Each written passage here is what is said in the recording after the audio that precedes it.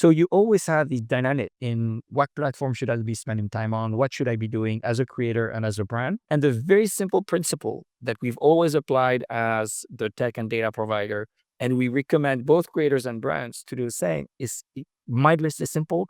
Don't put all of your eggs in the same basket.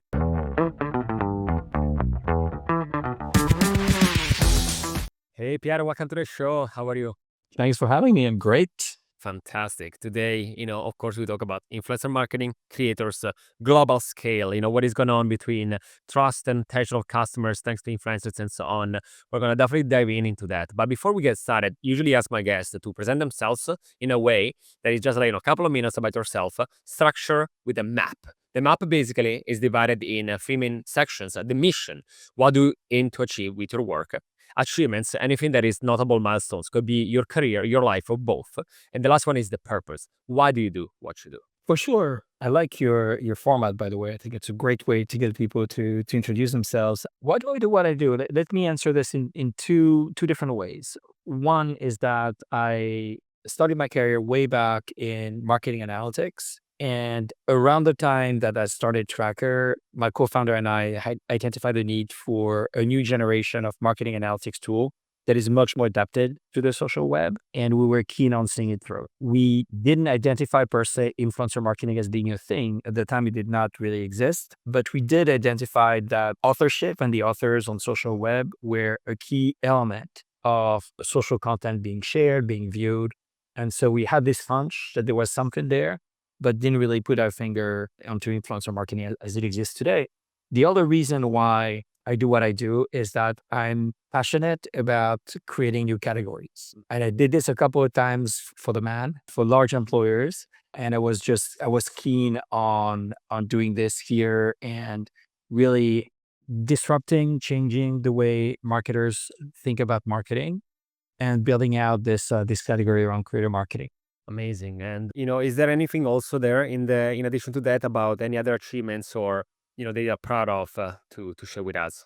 For sure. I mean, by far, my proudest achievement in this business is to not just build the business that we have today, that is a successful tech SaaS business that supports some of the largest programs around influencer marketing in the world, but also to do it as we were building the category around it. Mm-hmm. As I said at the beginning of Traackr, there was no such thing as influencer marketing. We were lucky enough and I guess smart enough to be able to identify the initial nuggets of value around the category and then grow it alongside our clients. Fantastic. And you know what? I'm asking that because I've been in the industry for 10 years or so, and Traackr was one of the OG names. When I was doing my thesis about that, there were not that many, as you said, right? So that's why I'm very interested to talk with you because you've been seeing a lot of changes in the past, 10 plus years, right? And we're going to talk a bit more about that. So let's jump into this, right? Both of us, we were at the South by Southwest.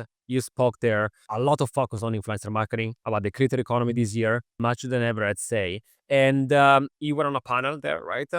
For the people that were not able to attend, can you tell us just like sort of overview of what you discussed and then we can go a bit more in detail? Yeah, so we spoke about the importance of transparency and equity around creator payments. Mm-hmm. So this is a hot topic with creators and with brands Yep. around influencer marketing. And because of our position in the market as a technology provider, as sort of the backbone of programs, we see the data. And often you will hear creators tell everybody around them and tell brands that they feel that they're being undervalued and underpaid. And we'll hear brands say that they feel that creators are taking advantage of them and that they're overpaying them. And the irony of this whole thing is that when you look at the data, they're both right. And so this was the theme of our panel, and we brought both sides, brands and creators, to discuss the topic. I'm very interested about this topic because again, when I got started in the industry, I actually wrote my thesis on how much to pay influencers. Based on an algorithm, based on like a lot of data. At the time was not that much, right? Especially in academia and SaaS, there was not that many. It was the Wild West. So have you identified a way actually? Because as you said, right, brands are saying sometimes we're overpaying. Creators are like, I'm not valued enough. This price should be more than that. What is the best way to find really a middle ground where everyone is happy? Well, I don't think we need to try to be too smart about this. Mhm. Right now, the problem that lays in front of us is that there's a sheer lack of transparency. There isn't a standard in the market. Yeah. And so anyone can propose any price and have a conversation around it. The way these pricings are often set, very tactically, are absurd in most cases. Brands have their own standards and they may share them with creators, but not always. Creators have a sense of self and how much they want to get paid, but often little to substantiate it. So, what we're lacking more than anything is just transparency of data. Let's understand how much is getting paid for what and use that as a starting point. As for the criteria, I don't really have a view on a one size fits all because it very much depends on what it is that the creator is doing in context of a campaign. So some creators will get paid for content that they produce that the brand will license and reuse someplace else. Other creators will get paid for access to their audience and engagement. Other creators are working on more of an affiliation type model where there's an expectation that products will sell through the content that they produce. All of these use cases are valid and would lead to a different kind of payment structure between the creator and the brand. But let me emphasize one point that I think is really important when I say both are right. The reason why I'm mentioning this is because the lack of transparency often gives way to a structure with a lot of middlemen between the creator and the brand that end up keeping the lion's share of whatever it is the brand is paying before the creators get paid.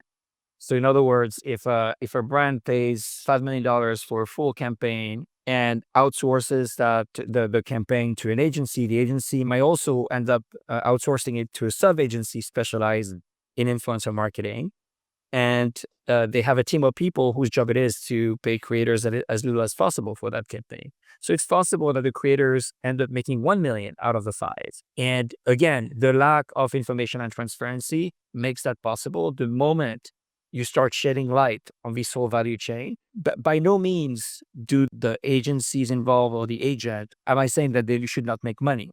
Not at all. But what I am saying is that they should make money for the value that they're adding to the process. No, absolutely makes sense, And so if this is again, on the brand side for the transparency and the agency side, also on the creator, right? You said that sometimes maybe they also have to be realistic, right, of what are going to be the expectations, especially when you said also about, we all know, right, that you can pay for, I mean, depending on the deliverables, depending on timelines, depending on licensing, media rights, link in bio, all these add-ons, right? So sometimes I think that also can be tricky, right? Because you can say starting price from, right? And then you have all these other things. In addition to, again, putting this data out there for the public, also for creators, have you identified any other way for them to somehow come up with a pricing based on their deliverables? Is it just chatting with other people in the industry and understanding what they are currently, charging for? Is there a way? Right now, that's the way they're doing it. So, for example, on the panel, we have the CEO of Clary for Creators who was there, and they are sort of the glass door Hmm. to the creator economy. And so they created a forum to help out, but it's still fairly incomplete as a picture. And again, as a tech provider, this, we have an ambition because we have the data belongs to the brand to figure out a way to anonymize some of that data and put it out for the public, creators and brands to see. And then if Alessandro gets to work with brand X and you want to be paid 20% more than market rate, it's okay. Hmm. But now we know it's 20% more than market rate. So in order to set these standards, the very basic question we need to answer is just to share some benchmarks that today do not exist or are dramatically incomplete. And when it comes to benchmarks, something also interesting that we discussed in another episode is local influencer marketing versus global influencer marketing, right? Meaning that an influencer at the end of the day is a person, they have a family, they have a culture, religion. There are many aspects, right? And sometimes certain brands that want to treat influencer marketing as a one fit all, and they try to attack a market as could be another one without understanding each social media is different. The type of comments can be different depending on the type of, again, culture that you come from and so on. What are some of the best practices, in your opinion, for brands to really create impactful influencer marketing campaigns on a global scale? Again, understanding also the local aspects of each country that they're trying to get in. For sure. So I personally don't think that creating a campaign globally ever works. there's no ubiquitous influencer or creator that will have the same impact globally. If anything, what the brand needs to do is to be extremely clear on who they are, what it is that they're seeking to do through a campaign so that they can measure the possible impact, what audiences they're trying to reach, and then work with local agencies or their local presence and markets to find the best fit people and creators to work in that campaign. So a creator for the same brand in Abu Dhabi, Bangkok, and Los Angeles might look dramatically different. The content will be dramatically different, but the underlying intent of the brand on what they're trying to do might be the same. It's just the way in which you execute on this will be in a different pathway because these are three dramatically different cultures. Hello! Is your brand ready to amplify its reach? Well, the Influencer Marketing Factory is here to do just that. We are a global influencer marketing agency helping brands ignite their growth, from influencer identification to campaign strategy, handling legalities and agreements to managing shipping and logistics. We have it all covered. We work with hundreds of brands across different verticals, from Fortune 500 companies to DTC brands. And we don't just stop there. With detailed ROI analysis, we help brands like yours measure success, transforming impressions into actionable conversions. You can find us at the influencermarketingfactory.com or just search the Influencer Marketing Factory on Google. And, even in terms of social media, right, and social platforms, right? Because, again, in addition to the difference in terms of geography, there is also politics all the time happening, right? I don't want to get into politics here right now, but understanding how, because of everything that is happening, right? Let's talk about like TikTok for a second. There was just recently, extension, right, of the potential ban. This thing of the back and forth that is going for 5 years now. Indonesia back in the day banned TikTok, especially for the commerce, because they didn't want to kind of kill the local economy of sellers. India also had a sort of things with TikTok, different ways of the use of the algorithm changes also depending on the regulations. Europe has GDPR. There are so many things happen all the time. What is the best way for both brands and creators to navigate this uncertainty all the time about the social platforms, like understanding what is next and how you can somehow do a backup plan? We don't even need to go to these extremes of a platform like TikTok getting banned to understand the challenges, because remember the world before TikTok, just at the beginning of COVID, even though TikTok existed, it was not ubiquitously present. There was a sheer dominance from Instagram, and almost from one day to the next, there was a need to move into TikTok. And then there was Twitter and going the opposite after the Elon Musk purchase and Twitter just going down in the abyss of social media. Snap is emerging, re-emerging today, as is YouTube. So you always have this dynamic in what platform should I be spending time on? What should I be doing as a creator and as a brand? And the very simple principle that we've always applied as the tech and data provider, and we recommend both creators and brands to do the same, is my list is simple. Don't put all of your eggs in the same basket. It's that simple. If your future is tied to a single platform, single format, at some point it's going to come and bite you. It does not mean that at any point in time as a creator, you may not decide to do 70, 80% of your work on TikTok because it pays better, because you like the format better, it resonates better for your audience. But you still need to keep active on one or two other platforms so that you can continuously experiment, try new things. And at some point you might decide that now that YouTube is emerging, it's actually a much, much better model for what I'm trying to accomplish. And you move your audience and the content. The main mistake that we find social networks make is to assume that the audiences are tied to them. The audiences are tied to the creators. Based on your data, I don't know if you have this top of mind, but based on that, as you said correctly, we discuss about this all the time, not put all the eggs in one basket, because again, maybe you get shadow banned, you can lose your page, boom, years of work, it's done in one day to the other. Do you think that now creators are kind of trying to go on splitting their time between social media, kind of like 2 hours per TikTok, 2 hours per YouTube and so on? Or did you identify still a sort of main channel that they're using and then secondary, right? Because what we notice is that there are some that are understanding that they want to kind of split their time across kind of in the same way, but the majority of them are still, this is my main platform, right? And then yes, whenever I have the time, I try also to expand. Have you seen anything there? Yeah, it's definitely more the latter than the former. Okay. And the issue is very much what you're highlighting, that, there's a finite number of hours during the day. And most successful creators are very picky about their creations and their work. What they all have in common is that in some way, shape, or form, they've struck a chord with their audience. Yeah. That's what all creators have in common. They've managed to create a captive audience. And in order to do this, they want control over the content that they produce. And as a result, they tend to be limited in their ability to be relevant everywhere.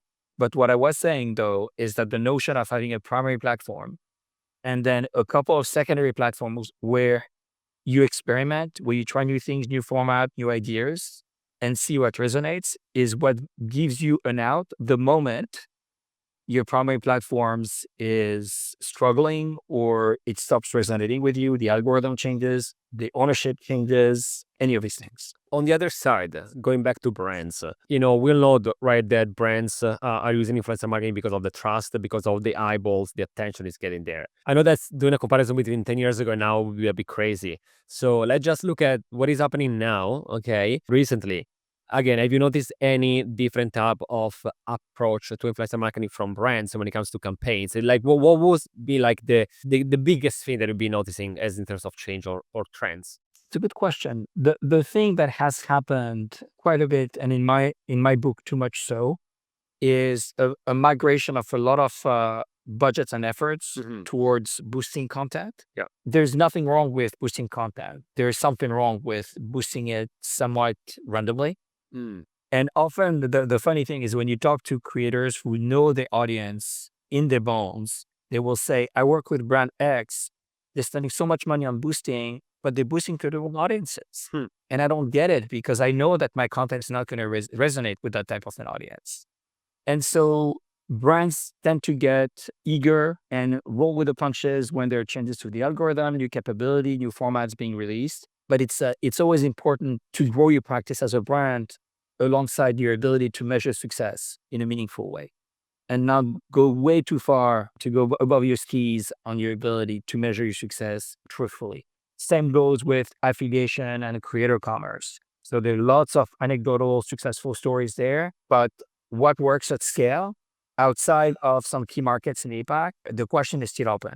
No, yeah, I do see that. Many brands treating creator economy as programmatic, basically, trying to get an, exact, super direct ROI behind that, without maybe understanding the rule of the game, right? I think that some brands got into that because everyone is saying you have to be into influencer marketing without education, and then you kind of waste your money, right? Absolutely. And I think to your earlier point about trust, that's really at the crux of the practice of influencer marketing. Yeah. And in order for brands to reach audiences who will trust the content that is being seen when the brand is being discussed by a creator, it means a couple of things. It means that the creator needs to be trusted by its audience, by his or her audience. And often that is the case. That's why they're successful creators, why you work with them. But you need to be mindful as a brand to not break that trust through the content that you're producing with them or the places in which you're disseminating that content. And the second thing is that brands need to, in turn, be trusted by the creator so that the content that they jointly produce feels authentic to the audiences. When this is done well, you have sort of the perfect virtuous cycle of trust, brand, creator, audiences going back to the brand. And when it doesn't work is when things get too programmatic, too transactional, and then it looks like advertising. Yeah. As a result, the creator loses credibility with the audience. The brand doesn't yield the results that it seeks. Everybody loses. It feels to me from where I sit, it's a very obvious proposition, but I know that the pressure that brands feel to scale results and scale everything, and sometimes it's a very present problem when you want to do more, better, faster.